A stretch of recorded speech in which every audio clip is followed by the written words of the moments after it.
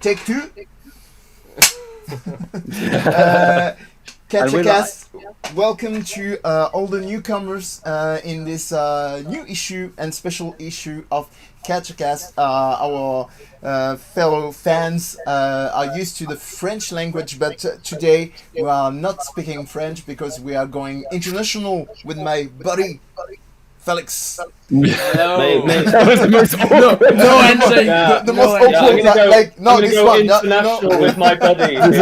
Like international, Yeah. we are pros. Like okay, and you are hearing our buddies, international buddies. Here they are, Alistair and Matt. Matt Langlais. Hello. Hi guys, how are you? Hi. Not too bad. Formidable. Merveilleux. You can be at ease. You are on your homeland and with your language, so no problem here. Like I was saying to the guys in the chat, we are actually podcast and live streaming in French, usually dealing with the news from the worldwide wrestling in the world, and it's been a while that we were frustrated of having friends in English in England, in the US, in Japan, and not being able to share this with you. So that's why we are launching this kind of interview. We are crossing the fingers so it won't be the last one, maybe the first of a long series, and let's get into it. So Matt and Alistair, maybe we are going to present you and to know who you are and why you are here to speak about wrestling with us. Can you tell us more about you? Who are you? Why are you here to talk about wrestling? Get out, I'm Dexter get out on Loomis. set. Hello, Dexter Loomis. Yeah. So tell us about you. Why are you here? Why are you speaking about wrestling? Is that just a coincidence? You just saw some light and okay, let's get there, or? Well, I was working today and I was about to finish my job and I felt this really warm feeling inside, and that feeling just told me that I needed to speak about wrestling for, I don't know, about half an hour or maybe slightly more. I know the Specifically feeling. at this time. Yeah, in my own native language, that was what the feeling told me. What about you, Alistair? Well, today Matt's down with me because I don't know how. Well, we never kind of came out with what was going on with British Soft Style because we've been on hold for like a long time. But That was all the sex scandal. Yeah. We got caught having sex with each other at wrestling shows. Yeah, he was underage. Oh God! What a revelation!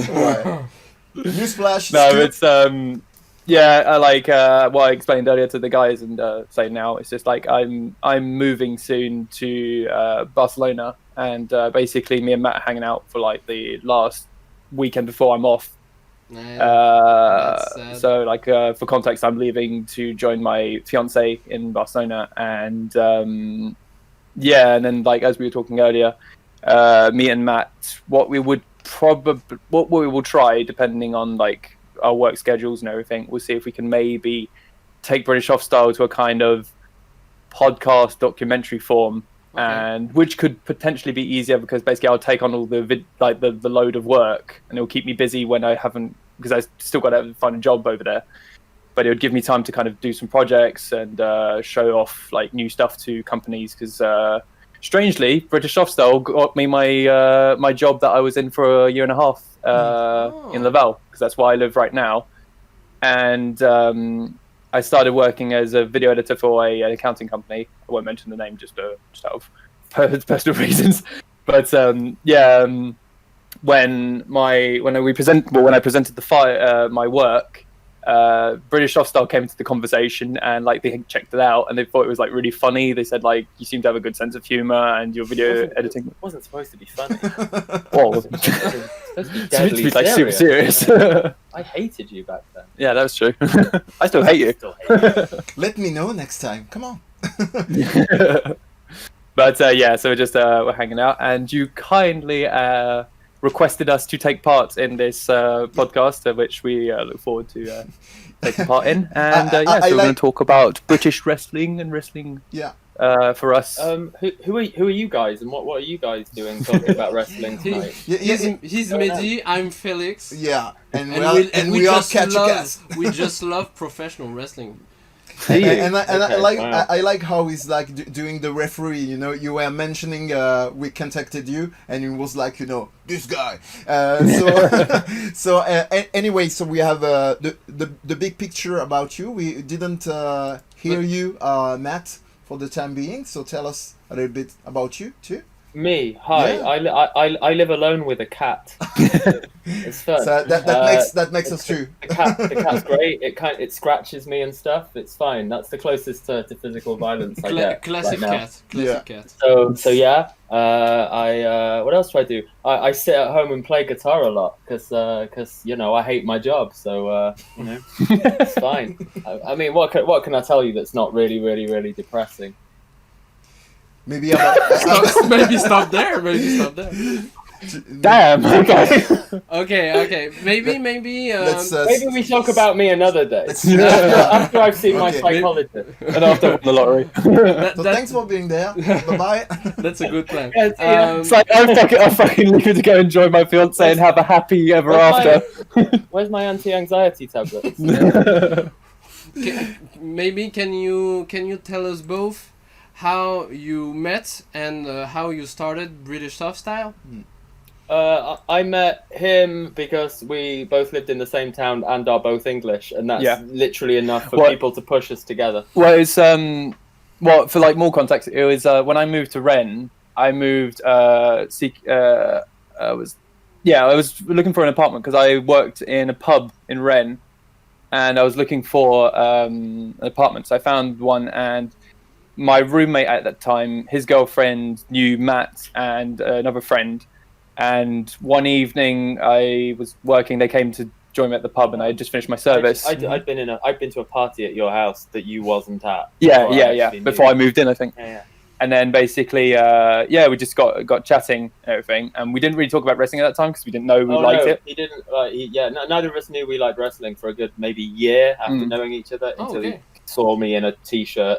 Dean Ambrose on t-shirt. holiday once. So. Yeah, we saw in the Dean Ambrose t-shirt. Well, we mentioned it in our like very first video, if I remember, and it was like, we just like I said, is that Dean Ambrose t-shirt on Facebook? And he's like, because you didn't know.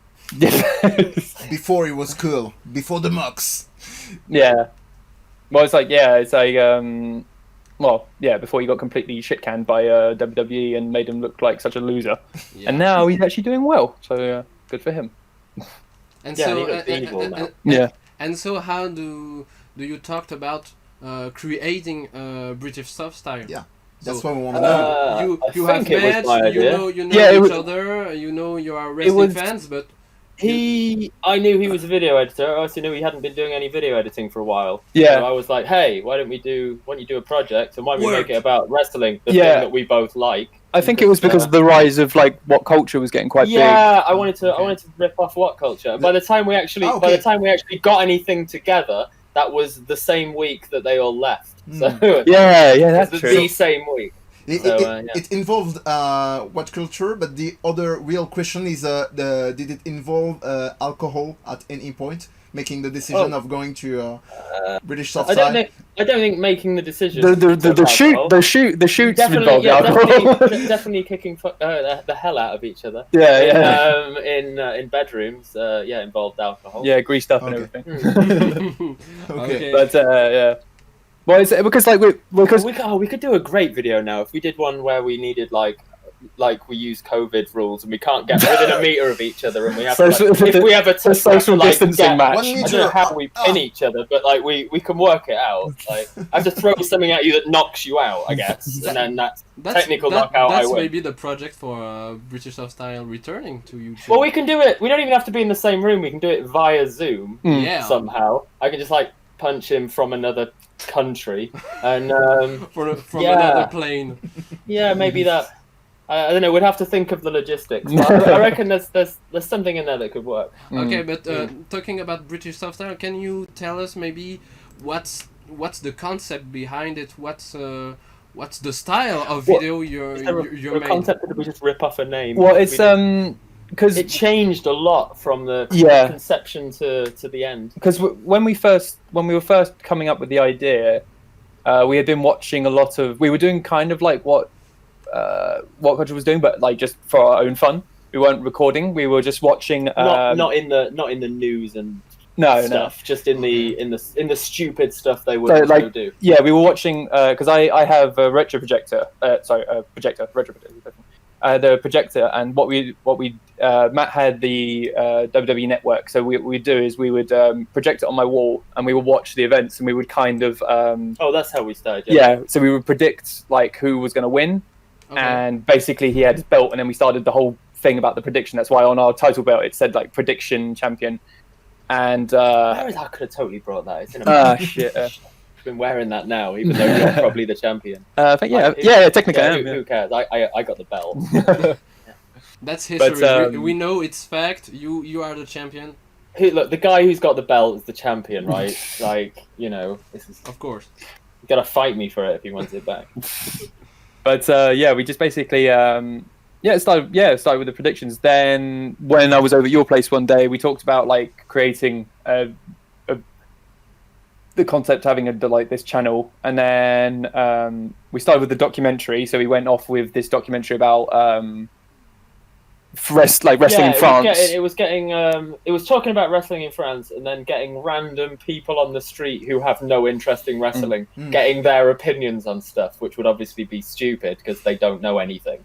So that was the idea there. But we had good responses. It was quite funny. Responses, but two of the people were actually people we knew and just got to say stuff. And it was only one actual random person, and that was someone you already. Yeah, I already knew as well. It's always like that. It's always. We didn't actually. Meet any random. But we didn't tell them what they had to respond. They just responded their own ideas. I think we did. I think to an extent we told them what to say. I don't know. We said what tell us about that, but there wasn't really any planning on what they would say. Okay, I don't know. We didn't give them answers to say. Yeah. Was it a work or a shoot interview then? Yeah. Well, it was like semi. We worked ourselves into a shoot. A work shoot, yeah. Okay. But so that's British Soft Style, but. About you guys individually, you're a fan of professional wrestling. How do you encountered professional wrestling first? How do you became a fan of professional wrestling? Let's get back to it. When I was very young, watching it on TV back in the Stone Cold Rock era. Yeah, Attitude Era. Maybe 1999, 2000. I can't remember what the first thing I saw was, but it was definitely that period because that's when all that stuff was happening. 1999, 2000, up until the WCW invasion angle. Okay. I watched up until then, and then I kind of stopped, and then it took me, I don't know however long. It took me until 2015 to get back into it. So that's a chunk of time. 14 so yeah, I was what you could call a lapsed fan. Well, I kind of had that kind of dead era where it wasn't really I missed worth watching for a while. All of that. So yeah, I didn't know who John Cena was, which was great. So I was perfectly happy with that. Good I actually like him now, but yeah, I don't think I would have at the time. Okay. And what about you, Alistair? Me, it's kind of the same, I guess, because in England, period though, or not? Yeah, pretty much the same period. Because we had it on. If I remember correctly, it was on Channel 4.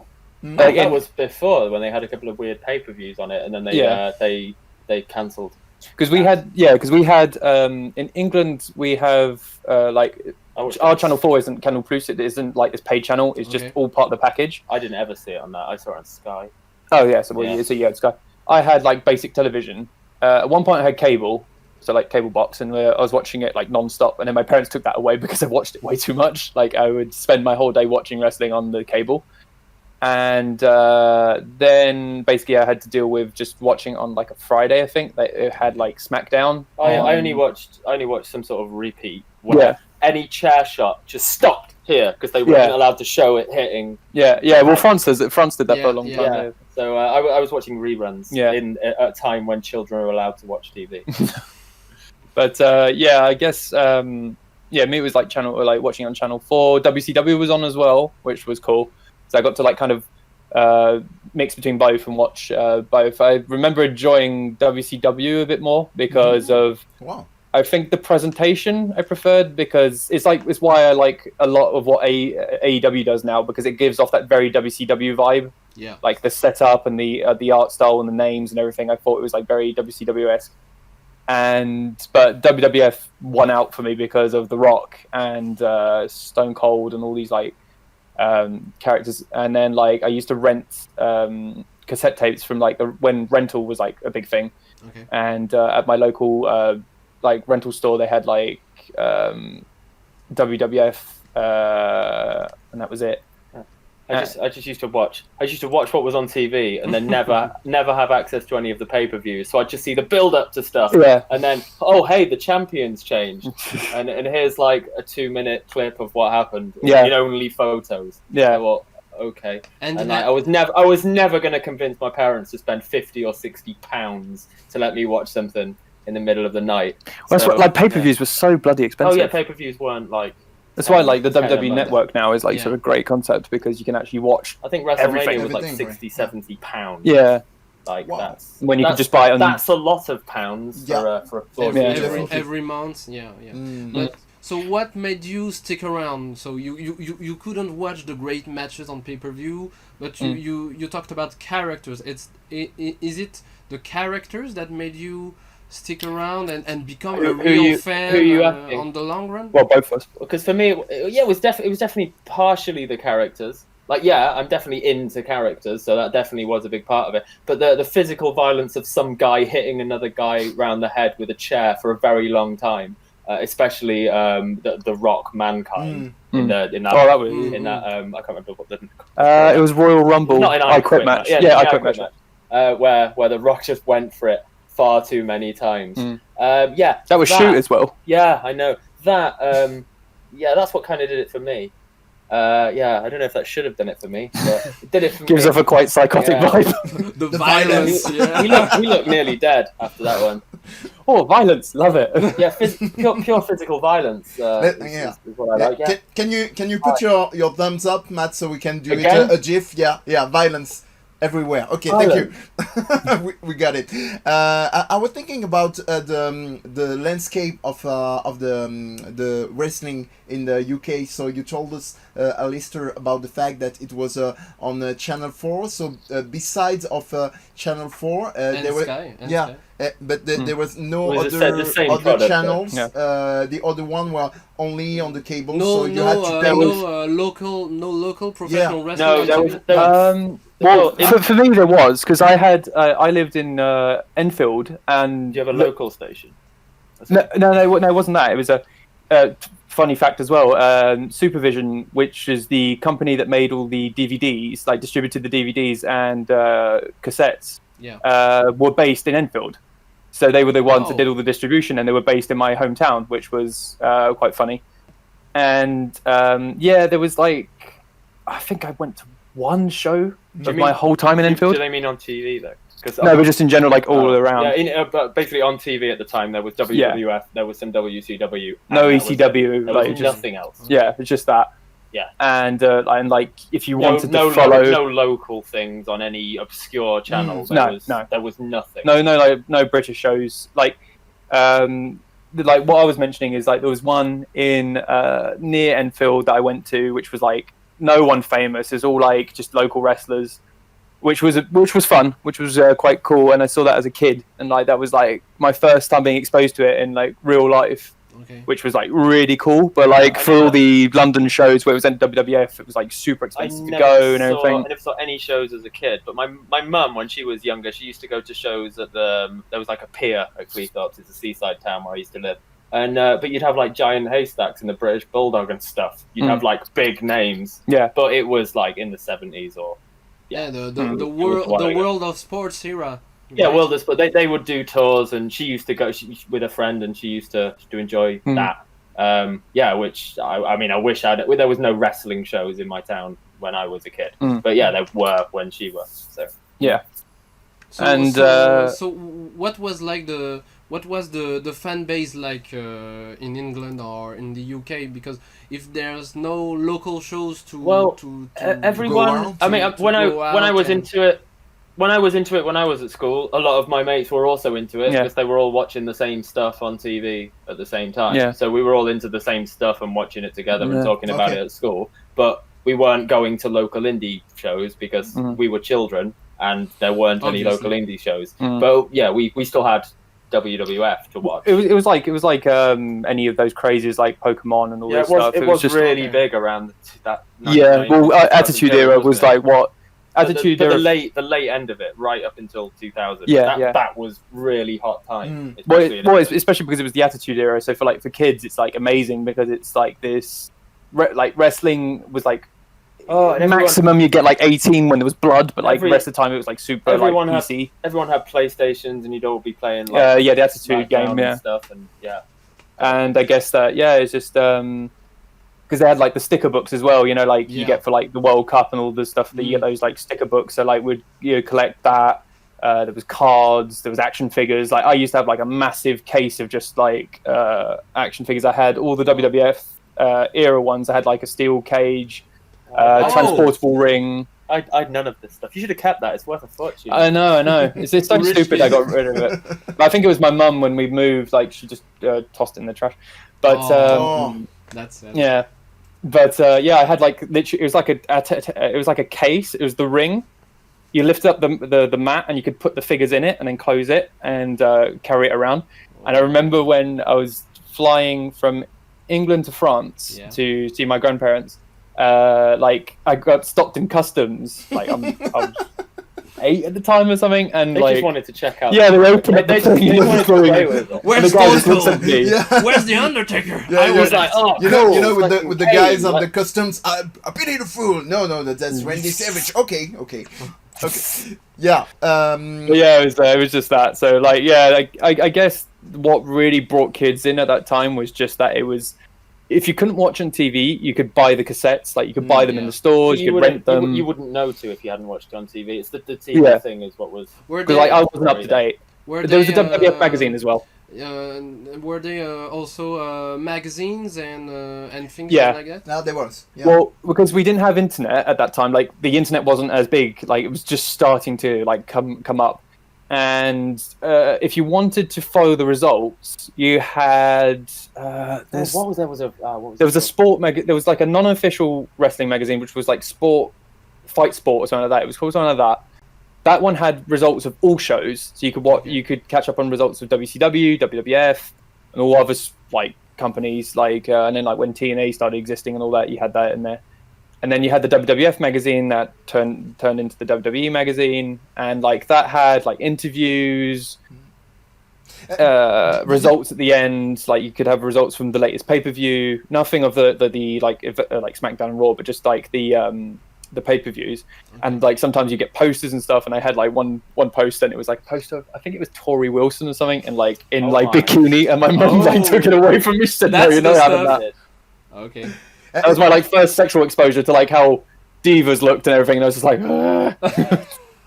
Did you have some kind of? I was wondering because in France we had what we call the Minitel. The Minitel was like the ancestors of internet. It was some kind of a box screen where you could connect and get information. You're I know so old. I'm that old. I know that in England there are lots of information at the time in the 80s and 90s going through the telex. Yeah. Like we had were there this kind of results? Teletext didn't have wrestling. No, on teletext. we had teletext for other reasons. I don't believe there was a wrestling thing. Oh, on no, I would have known because just like, wondering. Okay. I went and I didn't even know how to use it, so like I never checked it. That was I am old section.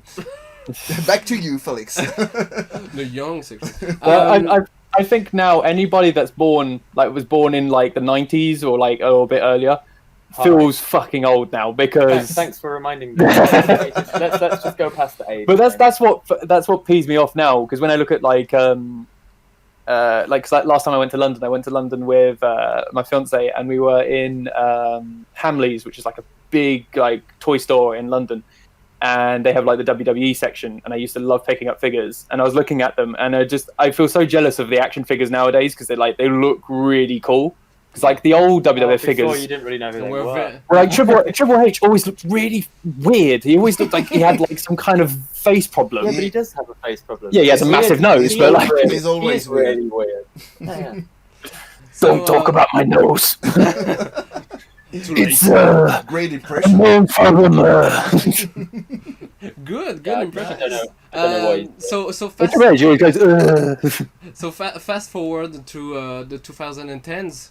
So Yep. you pick up on wrestling again, and I think. Well, I never gave up on it. Like I still watched it, but like rare. When I became an emo, like it was cool to watch wrestling, so I wasn't checking that out. So But actually, every Pixar once in a while. every once in a while, I'd watch. Like I was catching up on. Okay. But it was during the Triple H like Reign of Terror era where it was basically him champion every event, and it got. I hated him. At I was that time. gonna say I missed all that, but the time I did start watching again, Triple H was champion. Yeah. It was just before the 2015 Royal Rumble. Yeah. Where But he won it, right? Yeah. Yeah. But I remember what brought me back into it. I think it's 2008 because I'm just coming back on that because it was in like 2008. I think it was 2008 when it was the Elimination Chamber, the first official one, which was Survivor Series, and that's what got me like back into wrestling and got me interested in video editing because of the awesome video package they had for the main event with Saliva's Always, I think the name of the song was. Yeah.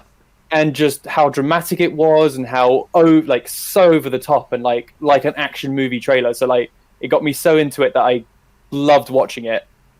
And then going into 2010, I got really bored of WWE, so I started watching IWA and CZW. And because they were hitting each other with light tubes, it was all like violence again. Yeah. And it was just like so over the top. You only like characters. You don't. It's me that likes the violence.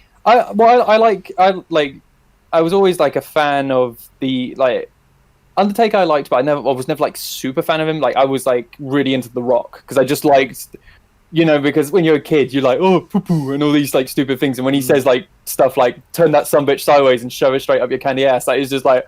Yeah, I think that's. It's like it's so cool. He's swearing, but he's not swearing. It's so funny and combo breaker. Yeah. So it's just all this stupid stuff, and that's why like it was so fun. I guess, but sorry, I was going a bit off track on that. What about you, Matt? Yeah, I got back into it. It was a weird storyline that got me back into it because it was the. I watched that Royal Rumble randomly because I just happened to because wrestling's on television for free in this country. Yeah, your pay-per-views they're just on. No? They keep. Yeah, they're just on TV. Now, Like, it's a Royal Rumble. I'll watch that then. At random times. So I watched that and I was like, okay, and then I didn't watch it for a bit more, and then I flicked back on again, and I'm like, Shane McMahon's back. Right, okay. Oh, okay. He's gonna fight the Undertaker. Okay. Oh, yeah. It's at Hell in a Cell. Okay. And then I suddenly became very interested in waiting for him to be thrown off something and through a table, which did happen. So I was pretty happy about that. Then he kind of stuck around for a very long time. That was depressing. But he's gone now. So he did stick around for far too long. So when you two and Matt obviously you came back to wrestling back in the UK, the wrestling scene boomed at the time. It did just as I moved away. Yeah. So how, I was already in France and Matt was moved. I was about to ask you how was it then to be in a country with a scene like that booming. Well, you didn't really see it until you left. Yeah, well, we had the same experience as you of the English wrestling scene, not actually living in England at the time. Which was like super frustrating. I went back. Yeah. I got sick here, and I went back for 6 months, and I wasn't really following what shows were happening anywhere, and I wish I had been because in my town that my parents now live, there was a Ring of Honor show, and it had Cody and the Bucks and like Will Ospreay and everyone Marty, on it. All the stars. It was in my hometown, and I found out about it like 2 days after. Like fuck, like I could walk to it from my house, and I would have seen the Bucks and like stuff, and like I didn't. So that sucked. So I guess. Sorry, yeah. You never got to a British No. wrestling show. Even Well, now? We've been to brain wrestling shows since living here. We've gone. Yeah, we've gone because we to went London. like what we mentioned earlier. We went to. I think we mentioned this before we went live. Lucha Forever. Yeah, Lucha Forever. Yeah. Did we go to any other English shows? No, that was the only English one we've been to. Yeah, We've gone to French shows, but that's the only English one. Yeah, because it's. I've been to another one, but it was only a small. It was South Side. Yeah. We had Sense of Alto. Yeah. I can't remember French who he was sensation. fighting now. Oh, he was fighting in like a multi-man thing with at least 2 girls as well, so a multi-person. Multi-gender. Multi-intergender. Shana was on too. Yeah. Definitely. So And I guess how do you feel about British wrestling now? Now that you've seen it, now that you experienced it live. Well, It's different to American. well the thing that's the most fun about, I think, what the greatest part about it was the whole like football vibe of it, where it's like there's definitely. football chants. It's really just like what was it? It was for People just try and say stupid things and try and get other people to chant those stupid But it was things. like Pete Dunne, Pete Dunne's brother. No fun done. Yeah, No Fun Done. And he was like, we were getting exposed to these wrestlers because we didn't know, like, No Fun Done, we didn't know. And his gimmick is great. It's just like the policeman of wrestling. Yeah, you're not allowed to have any fun. Kinda like you're what- enjoying yourself. Yeah. He'll tell you to stop enjoying yourself. And like misunderstood what you were saying, because you were saying no thunder, and it's actually him going no fun done, like it's like I said, oh no, I really enjoyed your match. He's like, well, you shouldn't have. You shouldn't have enjoyed it. and and I guess it was just that whole vibe of just like so no fun done. You're wrestling and like.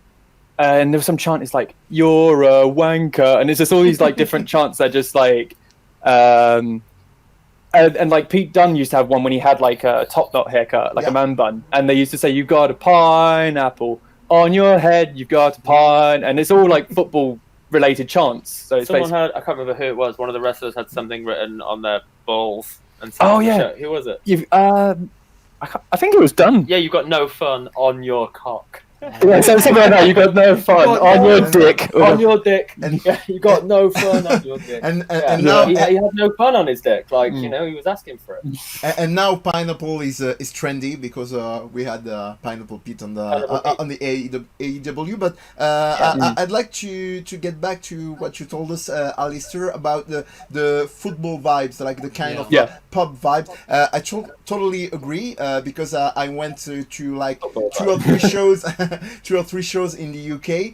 One I was lucky enough, and I'm always bragging about this one. It was some kind of world championship. It was organized by the ancient before WCPW. WCPW before they turned into Defiant. And they packed up. Yeah. Where was that? Yeah, they had like people such as Hiromu. Yeah, they had Hiromu. They had Mike Bailey. They had of course Will Ospreay.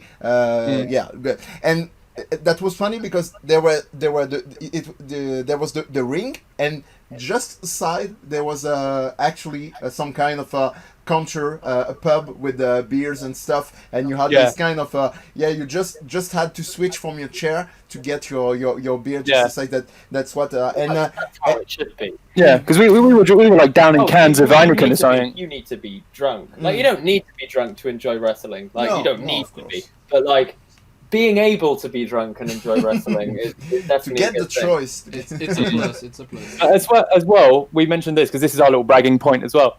Is that if you look for I think it was Ultimo Battle. That's the name of the event. I think it was. Yeah. So if you look for Lucha Forever Ultimo Battle, you can probably, if you look it up. I don't know if they've taken it all down. I know I've got it. The company, I bought it and have it. Ended up with a sticky end. Okay. Yeah, because it was all a whole mix up with Ryan Smile and Will Ospreay, and so our call to fame is that we appear on the footage because we were at one point where we were opposite to the hard camera. We got rowdy and went and sat on the stage at the back. Yeah. And just shouted stuff. So we were opposite to the hard camera, so we weren't visible for a lot of the event. And then like on the second half, we went round. and we managed to find some free spots near the stage. So basically, we were right when the guys came out. So I got like awesome footage of that. But the problem was a lot of these wrestlers were signed with WWE, so we couldn't use the footage, which made it really shit because we went there basically to film a video and couldn't film. No, you could film anyone that wasn't under WWE contract. Well, there was other wrestlers like Moose and stuff that we couldn't have. Spray, I guess. Yeah. But that's why, because like it was Marufuji, I think, that was facing Dunn at the for the main event, and that was such a cool match. And like, but like that was such a cool time limit draw. The time limit draw at the end because they couldn't win the title. Send them home happy. Like, Jesus Christ, just make it non-title and have a winner. Like, Jesus. But it was it was just that, and then just being at the stage, and we were sat behind like this really rowdy girl that was like who was like shouting all this horrible obscenities at wrestlers, going like, "You have fun. Your mum's fat." Your mum's fat. Yeah, that sounds mums. It's like, no, we said not the mums. Like, well, to get back to the, I would say the cultural vibes. That's funny because we had Tristan Archer last 2 weeks ago. Yeah, 2 weeks ago. In an interview, he for the guys watching us, he goes with the name Clément Petiot. He was actually at the Cruiserweight Championships some years ago versus Alexander. Cedric Alexander. Cedric Alexander. And to get back to this, he told us about how the people in the UK were starting for the young age, how they were telling them how they have to behave during the matches, and he told us like in the UK, even the youngins, they go to when you have the heels, you have to get boo on him in the face. Can you tell us more about how culturally is the wrestling is into the UK?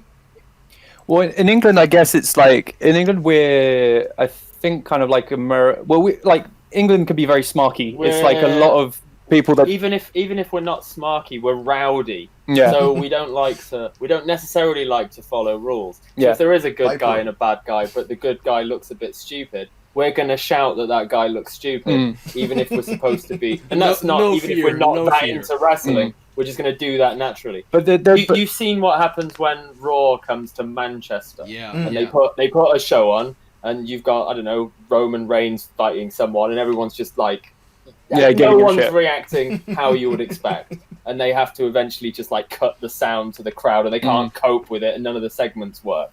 It's because we're a very rowdy bunch of people that don't really follow rules. Plus, like, I guess because like they're trying to like Bailey trying to do promos, and everyone's just like singing over her. She can't. She can't do the promo. What was it? No, I want you to be my girl. The thing. Which was funny. It was funny for like 2 minutes, but because we did it for half an hour, and she's trying to struggle her way through.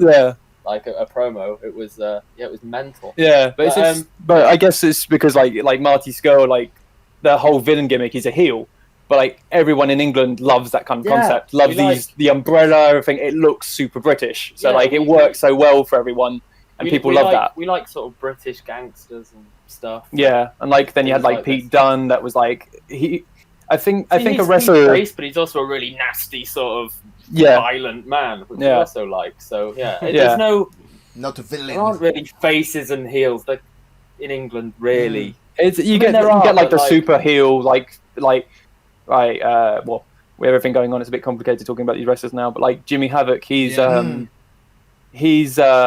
like everything going on now. It's a bit complicated with what's going on. But I don't know the whole full story. But I wish him the best with all his problems and alcohol and drug and everything like that. And I hope he does he solves the situation and we hope to and all that.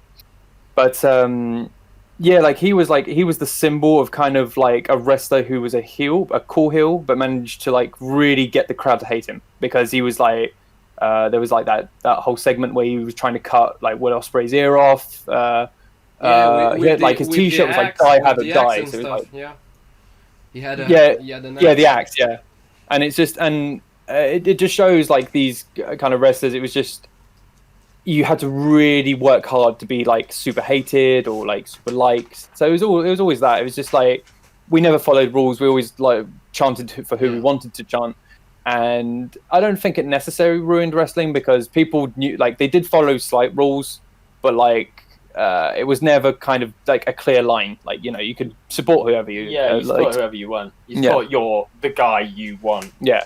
So yeah, that kind of works. But at least I'd say British fans have an originality to it, to their reactions, to their chants. You mentioned the singing during Bailey's promo. Yeah. American fans or other fans, they have not that that kind of originality. It's not football mentality. It was essentially a football chant. The US they are just booing, and the English I feel them more like punks, being very...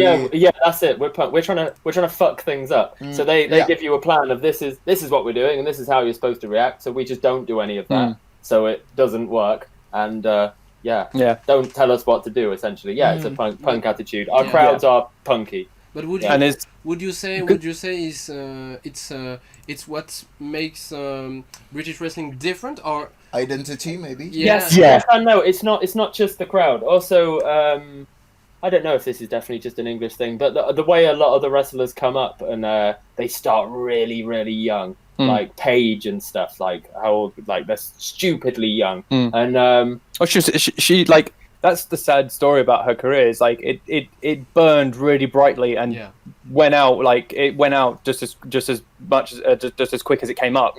So I find that it's a lot of these wrestlers like start off very young, like even like mentioning Jimmy Havoc again, like they're all young. Yeah, like they all start when they're like 15 and 16, and then like once they start getting exposure, they're like 20. And the reason that we like a lot of people that you should be booing for or whatever is because they've come from nothing and they've built themselves up and they're only like they're still only 19 or whatever. It's like, how can you not be behind that guy even if he's supposed to be like a mega heel? He's got like a cool look, a cool concept. I think as well the concepts were different as well, because like it's rare to see goth wrestlers at that time. So like Jimmy Havoc, there was the goth wrestler, Marty Skull, the villain, and I think it was the gimmicks as well that kind of gave off that really cool vibe. Because like in France, the gimmicks were like very like I remember the interview we had with Tom LaRufa like a while back, and he mentioned how the gimmicks are very simple. It's like, this is the good guy, this is the bad guy. Whereas like England, they embraced more that kind of grey matter. It is like, a little bit more like that. Yeah, it was more. It wasn't black and white. I'm not going to say it's entirely like that in France, but it's changed. France has learned. I think France was did the right thing where they kind of studied America and England, which is good, because when you're a country that finds yourself in between these two big like titans of wrestling, like you see like England doing their thing and America doing their thing, you learn from that and improve your art. I think and also actually mixing wrestlers from different countries in fights is good. But to France's credit, is like France has been like, they've built their own thing, and that's why I like it, because like Tristan, the reason why we got so chummy with him was because his concept was great. It was just the French, like, lean into the French idea, because you don't get many wrestlers that do that, like especially when you're from America. You like, there's no like you've got the French hope as well. like Amel as well, and that's the thing. Embracing that kind of whole French vibe and then taking it over to another country is guaranteed heat, because like, the English hate the French. We're not literally, but he's half French. He hates half of it. Yeah, I hate half of myself. but it works so well. It's like, it's great, because like Tristan, when he went to Progress, like he was fucking hated. Like everyone was pissing on him. That's exactly what you should what you should do. Yeah. So it's better to be hated than forgotten. Yeah. Not noticed. Would you say, beside of this kind of rivalry that works in many other countries that maybe the English wrestling is let's use the big words, is more political? What I mean when I say political, Alistair, you were talking about the fact that you are behind your heroes, behind your wrestler, and you like to follow them. They're coming from tiny cities, and they have this kind of history. What the Americans call the Cinderella story. This Success kind of story. stuff. But Yeah. I'm looking for the name of this director, very famous in England, that makes movies very engaged. What is his name? What movies he made? Anyway, One British name I know is like there's Danny Boyle. not Like, who Dan made, Boyle. The other one, making very political Guy movies. Guy Ritchie. The other one, I don't know. Not We could be Not here all day. definitely not Guy Ritchie. But anyway, it will come back. But say to get back to my question, would you say that maybe the English wrestling is more political, to put air quotes, that maybe other wrestling in I around the world?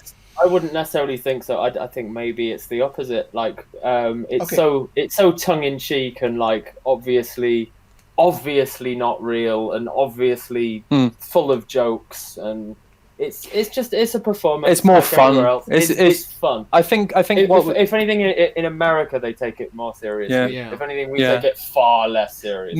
maybe that's why I think wrestling did so well in England, was this whole new fresh vibe of us being so not giving a shit. Like, it was literally just we were making it it was fun. It was just this whole, when WWE got this whole serious vibe and these stupid storylines and all this stuff that nobody cared about, and pushing wrestlers that weren't interesting and stuff like that. Oh come on, Randy Orton's great. Oh no, don't start with us. I don't mind Randy Orton, but that's it. I don't mind him. I mean, for some reason you can't get any of my sarcasm. Yeah, But yeah. but it's just like He's the least boring wrestler that I can name. But I guess it's just with WWE, we never like Progress and drawing a blank here, RevPro and all these different different companies. They never really bogged themselves down in any kind of agenda or any kind of concept. They just, like, apart from like Progress, they had that concept of being a punk rock brand. But it's just like That's literally an anti-concept. So Yeah. You would say it's having no concept. you would say it's not political because there is already this kind of I would say concern about this kind of topics in England, maybe. It's not really a concern. It's just natural. Yeah. I think That's what very I natural. mean. That's what I It's mean not when I say concern. Yeah. It's just The only company that really had a policy was Progress, when they said, like, the whole thing they said at the start of every show, don't be a dick. Yeah. The whole concept was like, very, very gay friendly, very but like very political in their views, like saying we're like they weren't, LGBTQ. they weren't Yes, really political. yes. They were just open. To Yeah, it was just basically So- very open, and all the wrestlers were very open. So it was never this concept of like you could be gay, transgender, any origin, anything, and So that's you why were- you can have Pro Wrestling Eve, where in France it's some kind of I would say almost miraculous when we start to mention about LGBT's topics. That's what I meant. That's why thank you, Matt, for using the word natural, not maybe anything about concern. It's so well integrated in the, I would say, in the English culture when that you you don't say even when you say political, it's like you're trying to do that to make a point of it. No, Yeah, it should be definitely like not. that. it comes so natural, not forced. Yeah, that's all. That's it. Basically, it's not forced. It feels natural. It's like even like the Brighton-based company, Riptide. Like Riptide, Brighton is like the gay capital of England, and Brighton's like a very open. Like they had Sexsmith, I think his name was. Yeah, Sexsmith, who now has retired. But like he was like a big name in that company, and you had like tons of wrestlers, and it was a very small show in a small hall. But like the whole concept was that it was like we're very open, and it's natural to be this open, and that's what I like about it. I think it's great because wrestling was always considered this big nerdy thing, and everybody was like, "Oh, you like when we got older, it was like wrestling." I don't know if it was the same for you, but like that would probably be why neither of us mentioned that we like wrestling. So until one of us noticed. Yeah, so it's basically that thing where it's like, oh, it's embarrassing It's to be a not wrestling really the fan. first thing you mention, is it? Yeah, but like now the cool thing is wrestling. Even up like in France, like you mention it to people, and like some people go, "Oh, you like wrestling." But the thing is, in England, we'd mention it, and nobody gave a shit. It was just literally just, oh, that's great, because like they were on TV, like they would be interviewed on shows, like especially like Pete Dunne stuff when they got signed to WWE, they were turning up on like GMTV and all these things in England, like morning shows. Like even I think British Strong Style were on like CBeebies or something like that. They were on one of the. I think they're on Blue Peter. Yeah, like Blue Peter or something. They were on a children's TV show. Yeah. So like it was just like England was so, which you wouldn't really see here. You wouldn't see. No. You wouldn't see like Tristan on even like if he TFR had or something. Well, I don't know if he had a WWE. Well, actually, I say that, but Amel's had about 3 TV mini documentaries about her. I'm sure if there was a French wrestler who actually held a world title or something, then they probably would get some sort of TV exposure here. Yeah. It just hasn't happened yet. There isn't a French. There isn't a WWE France title, is there? So that's almost an event when we get a 2 minutes subject on the regional channel. So that's and the director is not on on media. not on the So set. The director I was looking for was Ken Loach. Oh, Ken Loach. Okay, yeah. In what respect was we talking about him though? Like, I've now got a very good picture of his films in my mind, but I can't remember the original question. It was about the political style of British wrestling. Ken Loach is very, very bleak. So that's not the colorful, absurd style of British wrestling. But about the fact that now that you were in a different country, now that you can speak with other fans, not British wrestling fans, how British wrestling is perceived outside of England or the UK? From a general modern perspective, most people think it's quite cool, but we've also got that history that a lot of countries don't have. Like we had wrestling was not only did we have wrestling a long time ago, as you did, but it was like on TV and popular sort of in the 60s and 70s. Yeah, France had a boom for a while when it was in like 2005 maybe. Yeah, but that was WWE. Our boom was World of Sport in like the late 60s and 70s. And then it stayed even on... That's when I said my mum used to go watch shows. She only used to go watch shows because she'd seen them on TV, and you could go watch shows. So we had that, and then it died. Yeah. So, a lot of... When people think about British wrestling, they either think of what's going on now. If they're into wrestling, they think of what's going on now. If they don't really have much of an idea of wrestling, they think of that classic sort of stuff from back in the day. Well, we were kind of like, I think England was very well treated by WWF as well in that time, because we had pay-per-views like Rebellion, Insurrection, and all those kind of old shows. Like I remember I think it was Rebellion I had on DVD when it was in I think it was Manchester, and it was the show when it was like the invasion, and like the first match was like Edge versus Christian in a cage match. The final match was like Stone Cold against The Rock in a rematch from like WrestleMania. And it's like all these really big like matches, and it wasn't a boring show. It was rather fun to watch, and it's like England was extremely well treated. So I think it could have gone either way if France had the same treatment. But I think what helped England was because they spoke English. Yeah, that was the only reason that they really said themselves. That generally helped us in lots of things. Yeah, because America wouldn't have made the effort to go to another like France or anything in that time. I think because it's good that they're now edging their way into at least Germany. Yeah. Which I mean, like.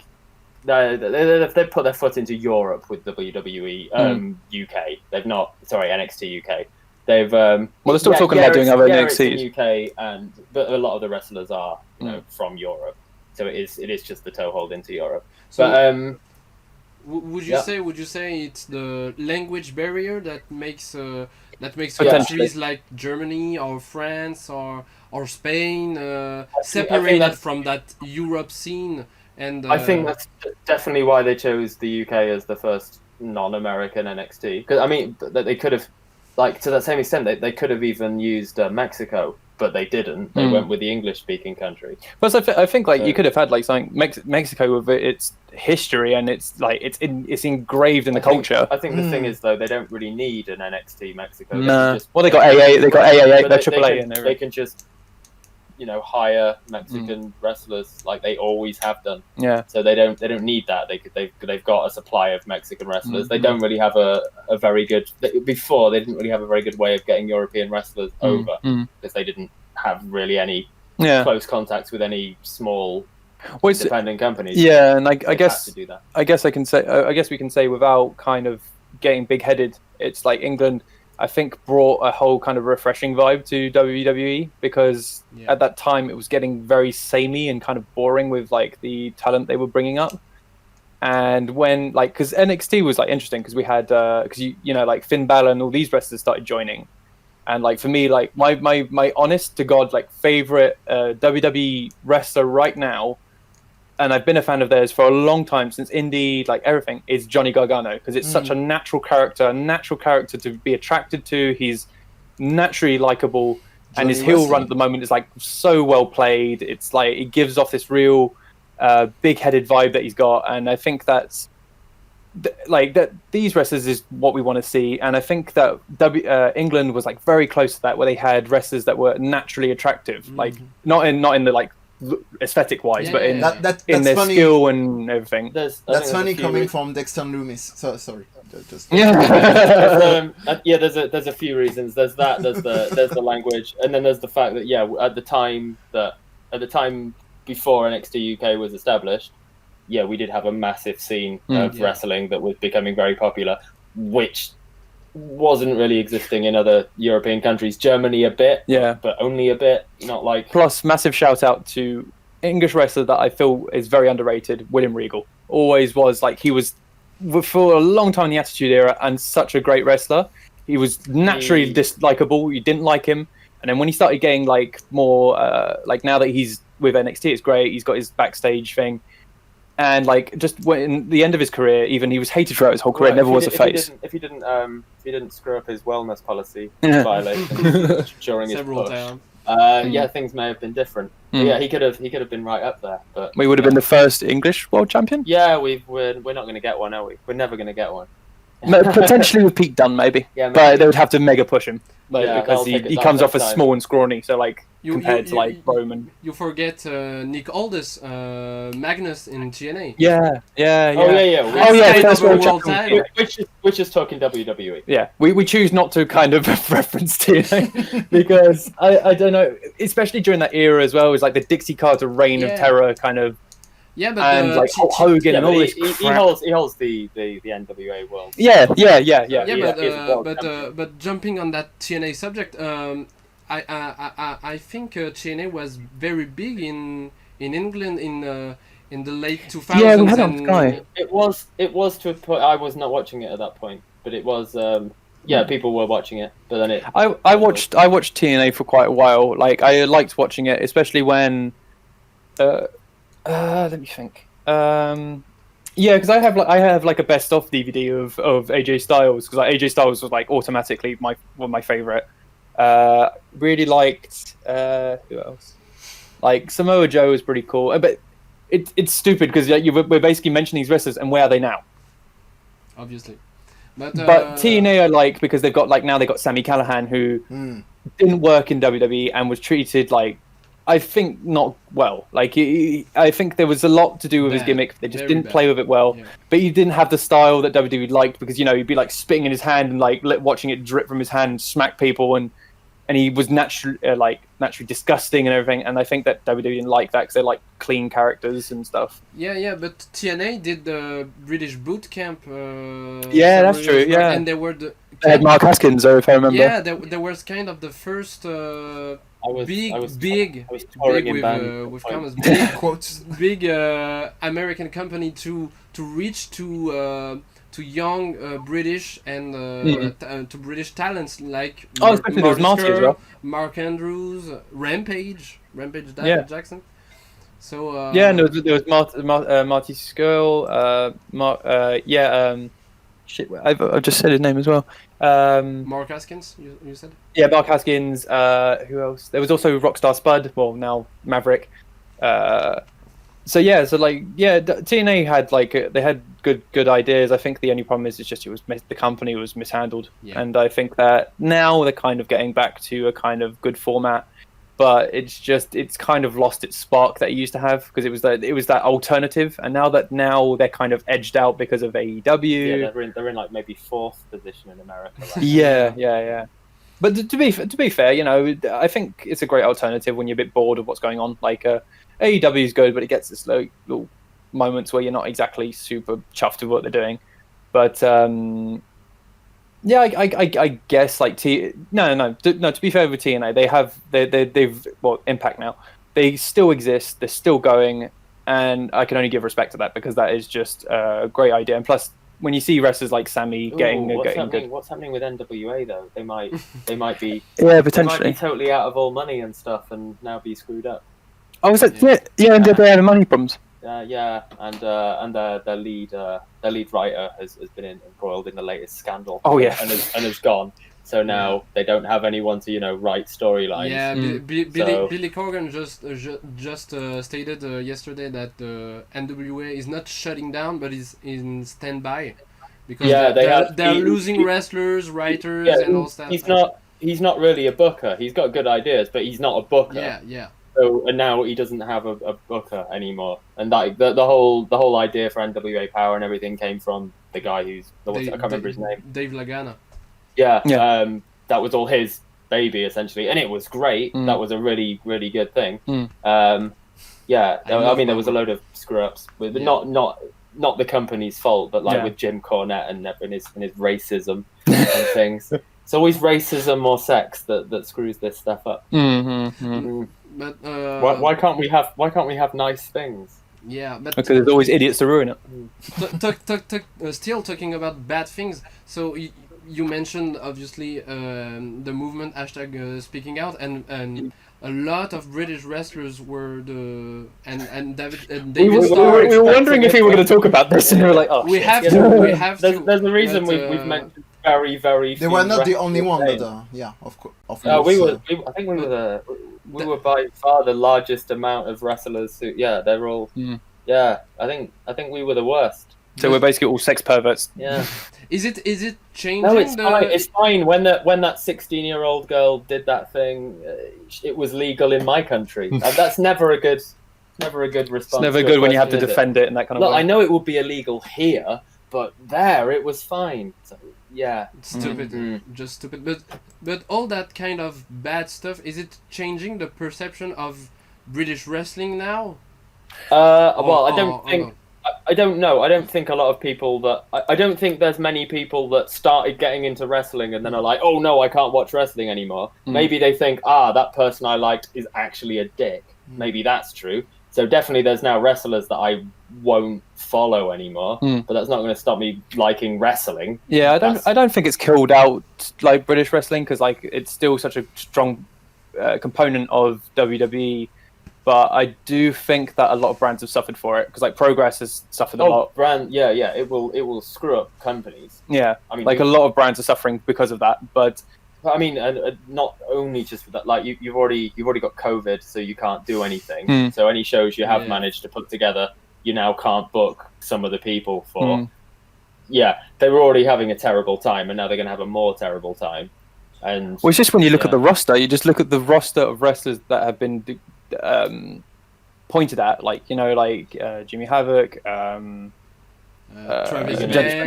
Banks, El Ligero, Gentleman Jack, Jordan Devlin too. Yeah. But it's just I guess. Oh God, I can't remember the guy's name. Star as well. He's not English, but David Starr. Yeah. But he was working a lot. He was working a lot with OTT. Yeah, which has screwed OTT. So I guess it's just it's such a massive list of big stars that have been that came out, and it really limits your chances. Like you can't depend on big name, which is potentially good. Not obviously not what happened is good. Yeah. I'm saying what is good is for the companies now. Well, fuck them. Let's push these new stars that could potentially become the new great stars of England, but please don't do anything weird with kids. Plus the new structure that promotions like Progress is building, like they have new bookers like the Odaimo, and Mark Askin's wife as well. So maybe that will hurt the landscape of British wrestling, but maybe in a good way. Yeah, it's not gonna put companies out of business. No. They will just book someone else. England's like a phoenix. Like- it dies out and then it's reborn. So it always does that. I think that English wrestling you'll have a very difficult time trying to get rid of it. Like it's one of those like never die kind of ideas, and everybody just wants to sit around a ring and just shout obscenities at wrestlers. So I guess that it would just always work. It's like France, like we could have like big wrestlers in France where they get embroiled in sex scandals. It does happen in France. We've had like a few announcements, not as the same as like the big list of people, but there have been people embroiled in certain events. Yeah. And I guess that I guess that it's just it could happen anywhere, and I guess it like no one's kind of it's going to happen everywhere, and I guess that it's just it just limits a lot, and we don't always know the full story of certain people, certain things, and I guess everybody's entitled to make mistakes. Just when you make those kind of mistakes, you should kind of step away, and that's it, and just and that's it really. But like it makes me lose a lot of respect for certain wrestlers. It makes me very upset that I enjoyed these wrestlers. But like I said, everybody's entitled to mistakes, but just when you start involving that kind of thing, I guess your mistakes are kind of, you can't come back on that. You just got to disappear. People still listen to Michael Jackson though, don't they? Yeah. That's a perfect point. That's true. But staying on a bleak subject, you said British wrestling will never die. It's like a phoenix. No, you can't get rid of die. it. But some years back, when WWE established NXT UK and raided promotions of their talents like Pete Dunne and all those guys. Taylor Bates. There was a fear of killing British wrestling. There was a fear, but it didn't happen, did it? Some very small companies did go down. Southside went down, and some that was the biggest of the sort of ones that went down. Defiant did, but that wasn't. But they hadn't been around long enough to count. At the same time, the smart thing WWE did, because they could have been like major assholes, Or at least they let them work. and lock them down into contracts where they could only stay with WWE, but they allowed them to still defend and travel to like all these different brands and companies. They did stop them fighting in some. Yeah. That's what killed Southside actually. Yeah. So I guess like England were like extremely well treated, I guess. So I guess it's just England always gets the favoritism because of like they know that the market's so hot there, so they're always going to get extremely well treated, I guess. But in terms of talents of different countries and different cultures, being in the same roof, under the same roof, being in WWE, for example, do you fear that professional wrestling as a whole could become homogeneous, to be the same, no specialization, no differentiation between different styles? There'll always be an alternative. Look, will all music one day be exactly the same? No, because like nobody likes exactly the same thing. There will always be an alternative to whatever the mainstream is. Plus it's like, even if the mainstream kills off the alternative, yeah, there'll just be another alternative. Look, WWE essentially killed off TNA. Impact still exists, but hey, there's AEW now, and like there's always a new thing that will come. Yeah, plus like I think England, is it kaiju battles or something like that? It's like wrestling where the people are dressed up as Godzilla and stuff. Yeah, it's like kaiju. Yeah, there you go. There's that. Like there's the Brighton-based company, which is like very gay positive and everything. There's always people that want to start promotions. Yeah. And maybe those promotions will last, and maybe those won't. But if they don't last, there'll be another person that wants to start promotions. Plus, there's like Pro Wrestling Eve, I think it's called, which is the all-female company. The problem is there's at least 50. By- I mean, how many other in France? There's at least 50 in England. So and France, well, when you try to count it, it's more in the fingers of your hand, like the things of your hand. Whereas England, it's just like you could mention like.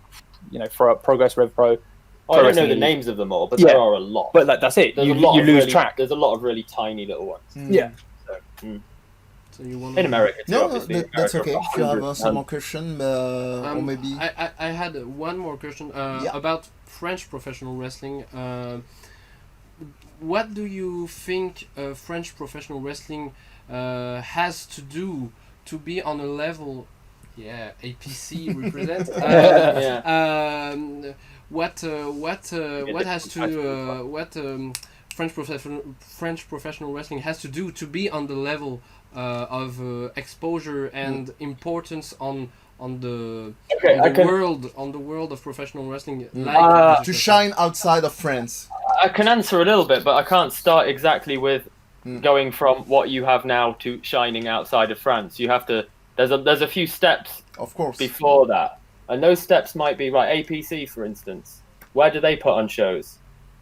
In one place. Move around.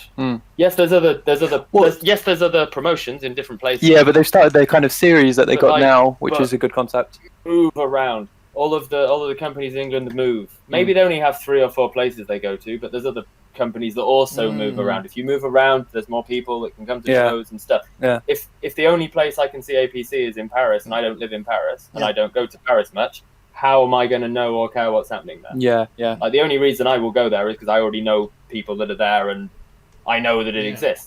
If I'm just some kid in Brest, I don't know that exists. So like, a French city if that tour came round and they was like, oh, they're playing in my town, then I can go watch, and then maybe I'll follow them. Plus, a great concept would be is like if they did something like APC versus, because APC did something versus West Catch, didn't they? Yes. If I remember correctly. Exactly. Yeah. But the problem is they did that in Paris. That's the only problem I have with it. Is they should have done a return. Like they could have done they should have APC versus West Catch, the rematch there was in red. There was some matches in at Westcast too, but Yeah. it was not that. It was not equal. Yeah, I agree with you. That's the problem. Yeah, it should be. Like WWE, they don't have like a hometown that they're only in, do they? Stanford is the building, but that's every state. Yeah, they're in every place, and that's how it works. If you just stay in one place, you only attract almost the same people to the shows. I would imagine about 80% of the people are the same people. 20% are people that have probably been there before, but haven't been there for a while. There's not a lot of random people from off the street because like, just want to check out wrestling. Yeah, because we only knew like a few when we turned up as like British Soft Style. Like we had great conversations with friends and fans, and I hate using the word fan because it makes it seem like it gives off this it gives off such big-headed vibe, but it was people that like recognized us and said, "Oh, you're British Soft Style," and they started chatting to us, and like you'd have like quite a few people, like a few people that have really travelled who had been to like Paris, Rouen. There are some hardcore. Yeah, Brest and different places. It shouldn't be those that have to travel. It should be the promotions. Yeah.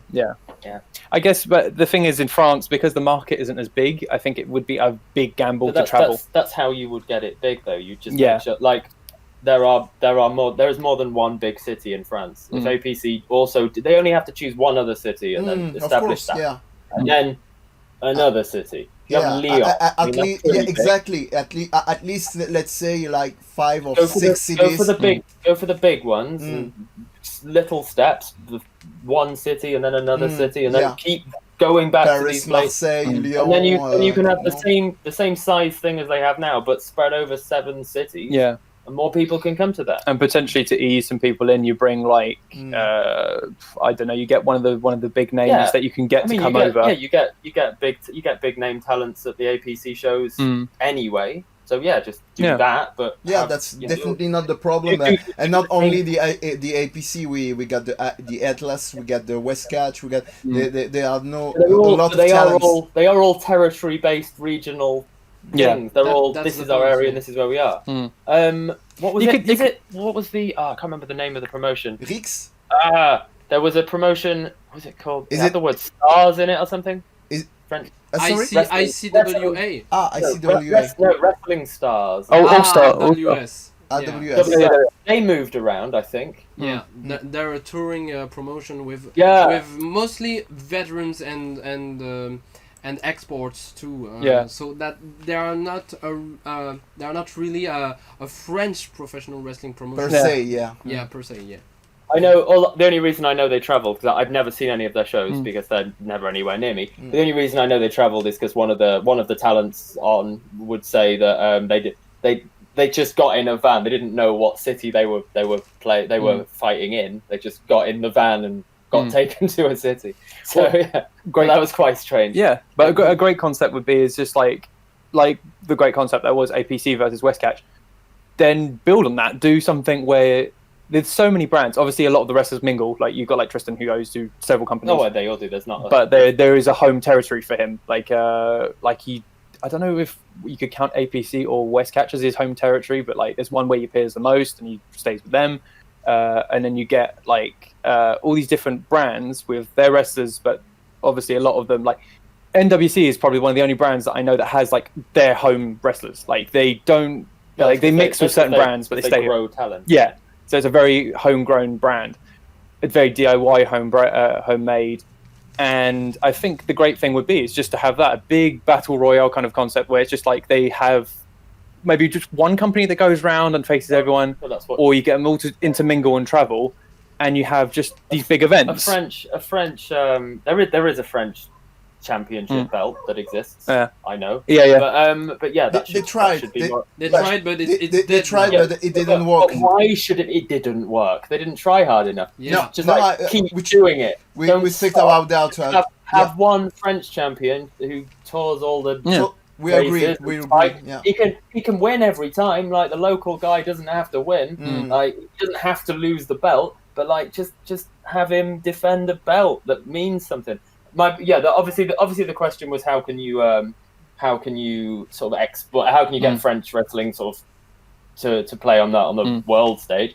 You can't right now. You have to. The English wrestling works because we have a massive scene. You've got to build a massive scene. When you've got that, you have loads more characters, loads more wrestlers, loads more things going on, loads more eyes on the product. Then people want to see it.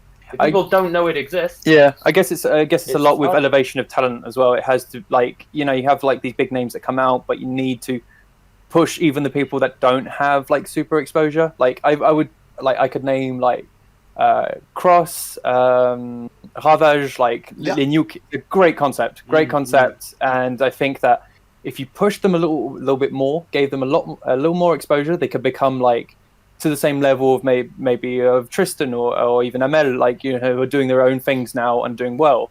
So I think that like Tom, he went to TNA, he did so use names like that as well, like Tom, who have big the perception here for wrestlers is that they have to leave to become something, and that's not necessarily good. Actually, you can become something in England just by being there.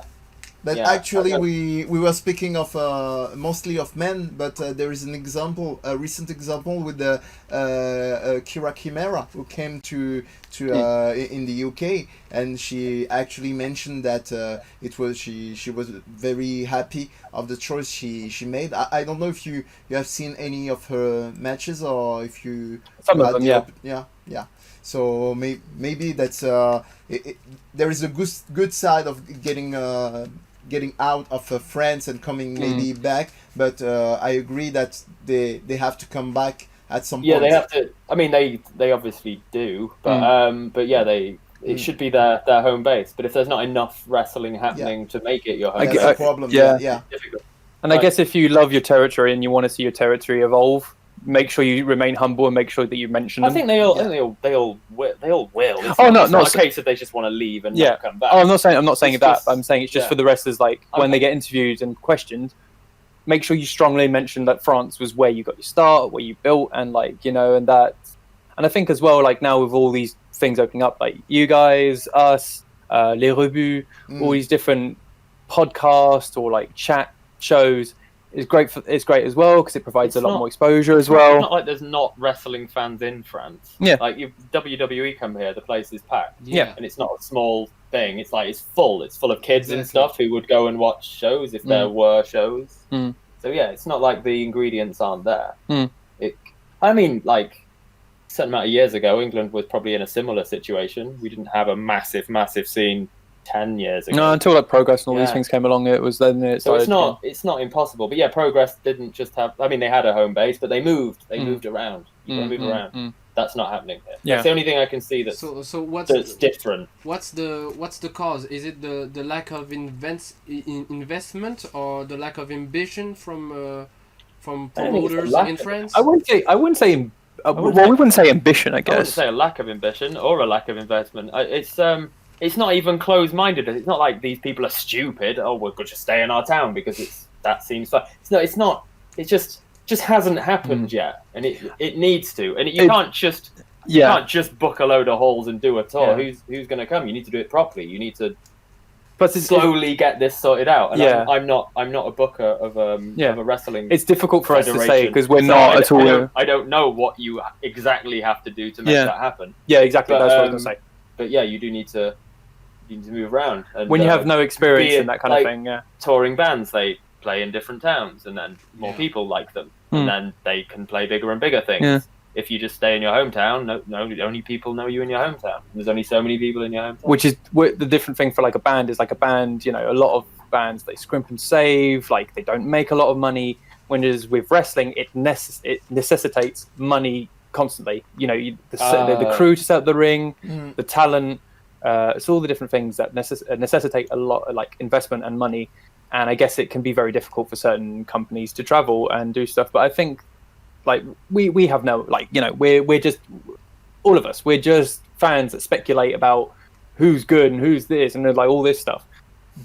So like we can't really give off like the secret source or whatever's like going to get you there. Of course. But I think the main importance is just to build talent that's likable, that you can identify with.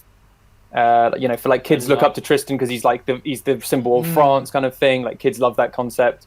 But you know, like if you want to attract even more, like make sure you do like turn characters heel at certain points. Get build up these storylines and don't always maintain this whole vibe of always having to stay in this kind of black and white idea where it's good guy, I bad don't think guy. that's really the problem here. I think that has evolved here. Yeah, of course, People yeah. are face and then heel and stuff, and that is working here. Yeah. I don't think A bit more of it couldn't hurt. maybe a bit more, but like I don't think that's necessarily the problem. It's just the case of if you do all that, but you're only doing it in the one place every month. So what about identity then? Because we can identify wrestling territories also by their philosophy. Like American pro wrestling is very entertainment based.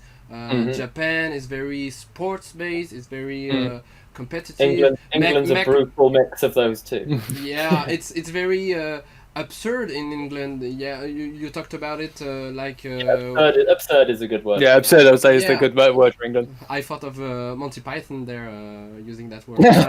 But Mexico is very colorful and like a dance. Would you say French professional wrestling needs something that's unique to it? And I would add the concept of gimmick. Whatever it needs doesn't need to be unique. It just has to work. It doesn't need it doesn't need to be different to anything else. But yeah, it might. I guess like what It might need an identity though. Yeah. But, yeah. because like me, I it's sacrilege to say this, but like I don't watch as much wrestling right now. But I still like watch my DVDs every once in a while when I catch up on the news. I've been watching a lot of UFC, and what was great about UFC in its time, like before it became this whole thing now, where it's like the pay-per-views and all that, it's very, you know, it's very simple, but it's a very simple format, press conference, everything like that, and then the fight. And like some fights only last like they could last limit like I think the shortest I've ever seen was like 5 seconds, where the guy just basically hit a flying knee to the face of the guy and he's down. And it's over. Yeah, but what I think, what was great about their concept at that time, like I was watching Ken Shamrock. Like I've always really liked Kevin Shamrock, and in his UFC career was great. Like he was a really good fighter.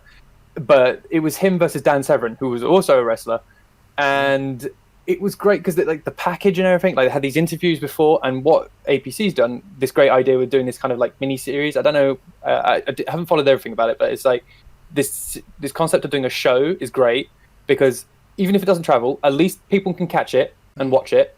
And I think that it's great if they maybe did like something a bit extra on YouTube for free to kind of attract people in, give them a bit of a vibe, an interest in it.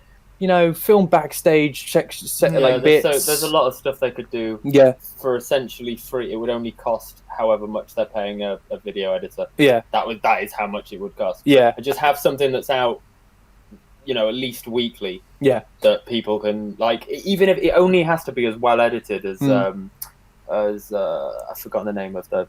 Oh, UFC. No, as WWE. Being the Elite. It only has to be as well edited as that. So not well edited. But like even it's just like something to follow. So even if you live in like 4 hours away, you can still feel like you're interested, like you're involved. Yeah. And and it'd be good if you could maybe see some matches that you didn't necessarily have to pay for. I guess a reach out as well would be good. Like do like have questionnaires, like do like quizzes, not quizzes, but like a survey asking people. Yeah. There you can kind of check where there is the most people. So you can good vodka.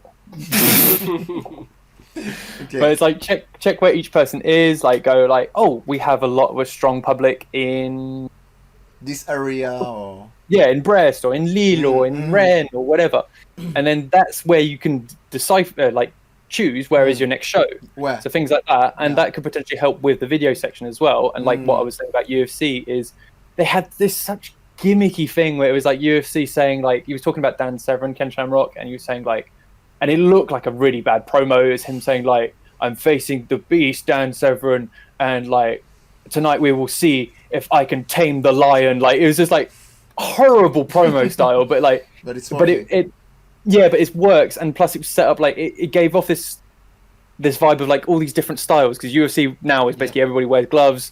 They can't wear like there was certain fighters that had gis, like the judo gi and everything like that, and then other people in shorts and just gloves. But it was this great concept of just all these different. It was like playing Mortal Kombat or Street Fighter. It was all these characters with their very own personality, and I think that's what's important. Push personality, push concept, and push a strong video image, because like video is everything nowadays in marketing and all that.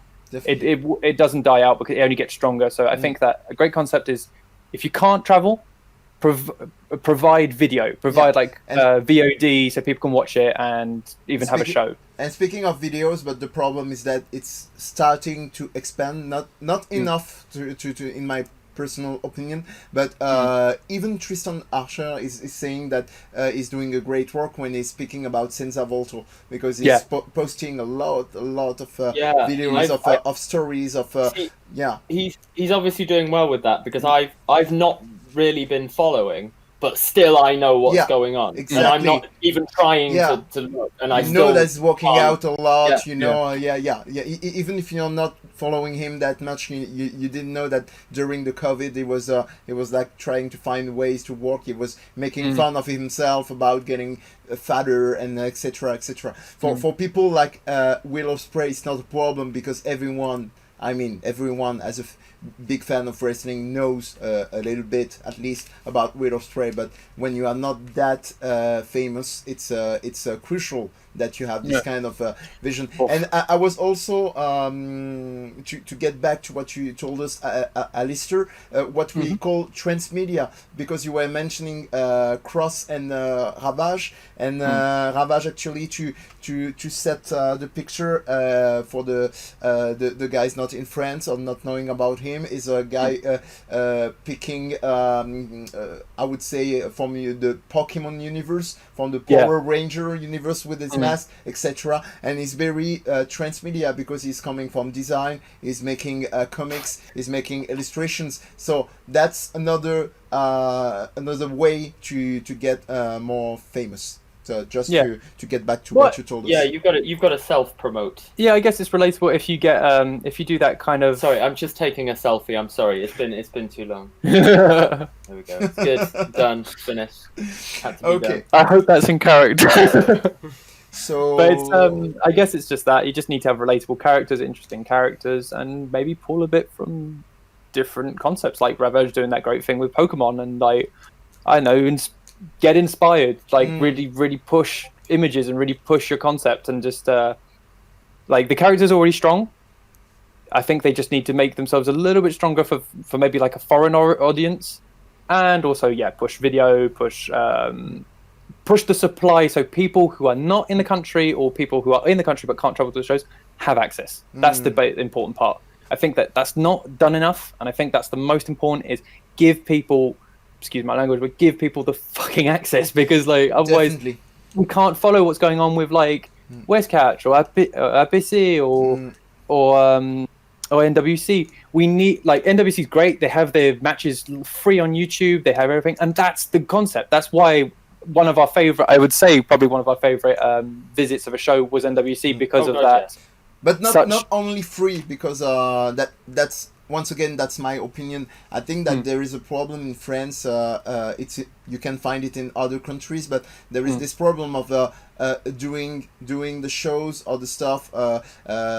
Tristan Archer once again is speaking a lot about the fact of athletes fighting or wrestling for free, just to get the exposure. And I think that in France there is a lot of this kind of way of okay, I'm doing for free, but I'm showing it for free, giving a glimpse, giving just a sneak peek, and also reminding people that if you trust us, there is a VOD. People should not have to pay, but there should be a way of making money, obviously. So people should buy pay-per-views. Why VOD is great. People should buy pay-per-views. Because I think that if you don't, the people will say that they're not professional. That's a problem, because for some people, even if they don't say that, those people can't pay their bills. Yeah. They need to be paid, but there can be a lot of free content that gets you into stuff. So if you've got a weekly thing to watch, that might have a recap of one match or something. Yeah, like you just show off a classic match, like I don't know, show an old match, like an old one that people have already paid for. That's like there's a Tommy End versus Tristan Archer, like from NWC. NWC? No, IWC. ICWA. Sorry, I'm mixing up. But it's all these like initials. All these promotions are totally separate. So getting them all to work with each other is going to be a bit of a nightmare. Just play other promotions matches for free. That's fine. No one's going to have a problem with that. No, but I guess they played, like, they put on YouTube a classic match, like they put Tristan Archer versus Tommy End. You go, and you mentioned Tommy End, and then you put Alistair Black entre parenthèses, and you just mention all these different.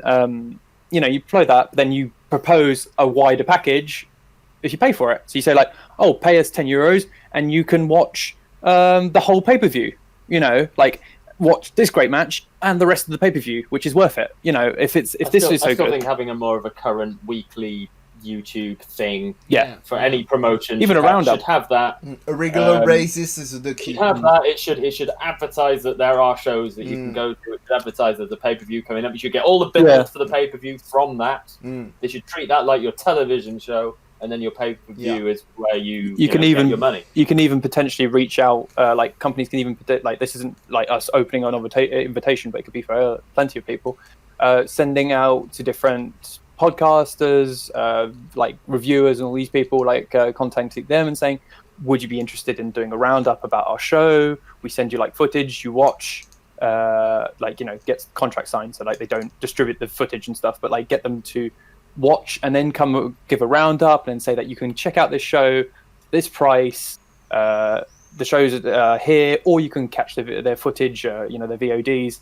It could be interesting because you could get like not us necessarily, but like plenty of different YouTubers, and just get them to talk about a specific company, mention why they like the brand. Obviously, don't make it all sponsored where like they're saying only good about the company because they're paid, but like mention, like, oh, there was a great match between Shana and Amel, or there was this, or there was that, and it's really worth watching.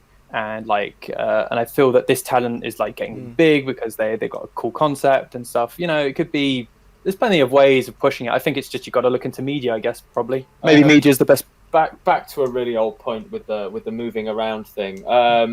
Germany, like, what do they do there? What do they do there? They all their promotions tour. That's what they do. They don't have none of them. Well, they have a home base, but none of them just stay in one place. So yeah, why aren't I can't remember the name of the. WXW. Yeah, WXW. They're in a different city every time they have a show, and that works really well. But even the smaller companies there do the same. They all just move around. Yeah, of course. Yeah. There are many ways to do so. Even by listening to you, I was thinking, why not? You know, we were speaking about APC Resistance, the new show video they just launched. Why not? You know, to get more exposure. Not giving the main show for free, but you know, to make like some kind of off shows. You know, some kind like the AEW Dark with the youngings, and that's exactly what I was meaning. And just broadcast it for free. Yeah, you need some free content like a dark section, which you get for free, that can, you know, get you interested in the product. But you also need the build to the match. If I don't get any build for anything, why am I interested in seeing that thing? Yeah, if I'm really, really interested to see how Tristan's gonna kick this guy's ass and why, and I've been learning this over weeks. Then I'm gonna want to watch that. But if it's just there is a show, it costs this much money. These are the people on it. You don't know any of them. Yeah. Well, it's like who are they? Yeah, because you looked at like when we went like a good reference is like when we went to West Catch and it was Tom Wolfer against Tristan. There was good and bad in that because like it was which one? When they were going to face each other, like they did the build up during the event. So like, but if you missed that event, you didn't. Thanks to C'est ça le catch. It provided when they made this video kind of UFC pre-show. This live. I remember. But you need that not just once for one show. You need that for every show. There needs to be a more than a week of it because if you're going to go to if I'm going to go to a show in Paris, I don't live in Paris, so I'm going to go to a show in Paris. I need to have made sure I've got that day off work. I need to have booked my train ticket and everything. I'm not going to make my decision 2 days before the show. So I need my build more than a week in advance. Yeah. And I'm not going to, like, the only reason I'm going to head over there right now to watch a show with no build is if there's an international guy on that I really want to see. Yeah. And that's sad. I need to be brought there for normal reasons. Yeah, I guess because you have the die-hard fans that will go everywhere, that don't, like, you know, they'll follow every show, which is good. But maybe these people have a bit more money on hand. Maybe they have more time. Like their job is less constraining. And then you have people like us. I'm so easily attainable. You put a good show on and build it for me, and I will come for that show. Yeah, but I'll blow off fucking work. Don't build it, and I've got no interest at all. Exactly. And I'm right here for the taking. I've got the money to buy the ticket, and I'll come. I just want a pipe and a monocle and just being like, I only watch the good matches, only the good stuff. You've got to win me. I'm a prize. I tell you here, I did not enjoy that rubbish match. Like I only watch quality. That's a concept too. But no, we could actually do that. Like the two British guys going like, "Oh, tell you here, that was such a marvelous match." we could. That was a marvelous tussle. We could film our responses, and then like 2 months later, you could finish editing them. Yeah, fuck off. you can stop them. In no times they will be in the comedy cellar. Maybe so. Pick up the date. We are almost hitting the 2 hours show. Felix, do you have any last questions before we wrap it up? Yeah, maybe one funny question. Maybe. Yeah, less serious one. We are not into serious.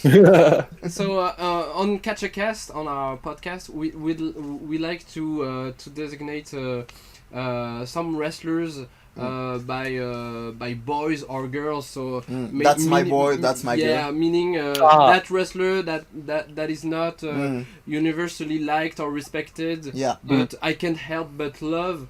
Do you have each of you? Do you have one boy and one girl? Oh my god, this is. I mean, I wish if you'd have asked us this like before this podcast had started, Yeah. so we could have like given Too our late, answers. too late. Well, I guess Right like the now. easy one we would say like, but like this is just too easy because they're both very very respected and liked. Is would be like Tristan and ML because they're Yeah, the I persons mean, we've interacted with the most. They're my answers because I'm friendly with them both. Yeah. Yeah, can we just pick people that are our friends? Is that okay? Of course. She's my girl and he's my guy. I would say like to not go an easy route. I would say probably for my boy, I would probably go with Cross because Cross is like. We're going. Is this French only or what is this? No. Oh, okay. Oh, okay. Well, French territory Cross because Cross is like I could just cheat, just like go easy and go Tristan because Tristan's my bro.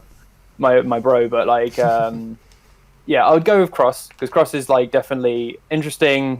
I love his look, like his rap music. He comes out to everything. Great concept and super good talent. And I was devastated when he injured himself a while back. Yeah. And and like they helped us without favoritism, but they helped us really well when we did the NWC video and we did the wrestling match, which was ridiculous and we looked rubbish, but it was just for fun and just we didn't want people to take it seriously and everything. So yeah, it'd be Cross. For woman,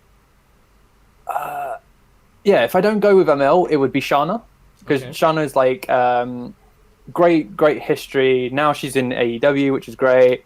And she's just naturally likable, very very smiley and stuff like that. And you got too many wrestlers that are just stuck up their own arse that don't they just like, I don't want to sign your shit, when it's like she comes up very nice, very friendly, and also brings a bit of eclecticism to because she's Portuguese. It brings off this whole new vibe.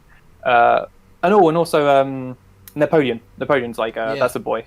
Like definite boy material. Like he's. I'm glad you've gone for 3. That evens it out. I can just do 1, and then I don't have to think. I'm going a Mel all the way. I think there's very big things coming for her that are quite probable. Hopefully. Do you have any American English American or something? No, I don't like any other wrestlers. Yeah, Well, I'd say French. Oh, Okay. Darby Allin. Darby Allin's definitely. Oh yeah. So such a boy. Okay. I prefer him so much over Mox. I forgot about all famous wrestlers. Yeah. We could choose from the list of famous wrestlers. Yeah, we went with the indies. Yeah. We're such like indie nerds.